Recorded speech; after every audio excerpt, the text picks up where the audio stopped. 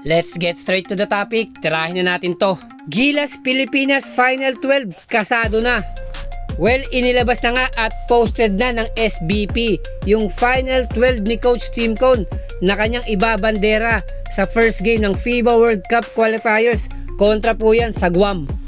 Pero yung ikinagulat ng marami, ganun din po ako. Akala ko mapapasama talaga si Juan Gomez Del Llano.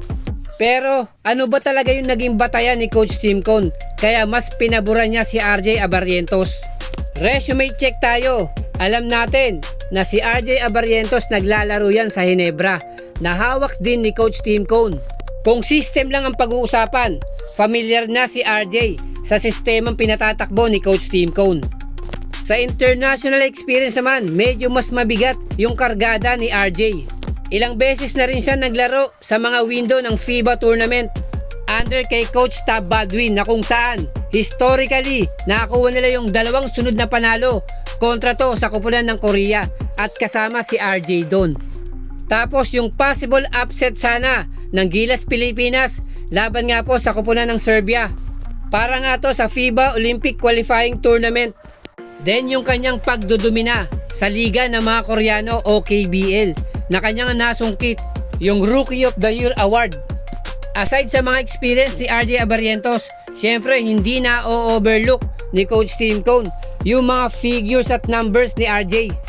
Sa husay niya, through offense, defense, may kasama pang IQ.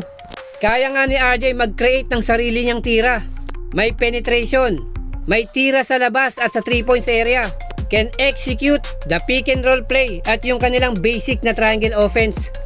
But yung pinaka-outstanding sa lahat, malakas ang loob kahit maliit. Tsaka yung kanyang decision making sa loob ng court, talagang pinag-iisipan niya na magiging malaking banta rin to in terms of outside shooting, particular dyan sa 3 points area. Na ito sa tingin ko yung naging batayan ni Coach Tim Cone kung bakit si RJ Abarrientos yung kanyang napusuan.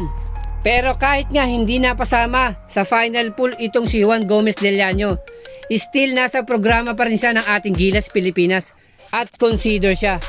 Kung talento lang naman ang pag-uusapan, may ibubuga naman itong si Juan Gomez Del Llano. Pondo lang siguro ng mga laro under mentorship ni Coach Tim Cone and eventually makukuha niya rin yung kanyang spot sa ating Gilas Pilipinas.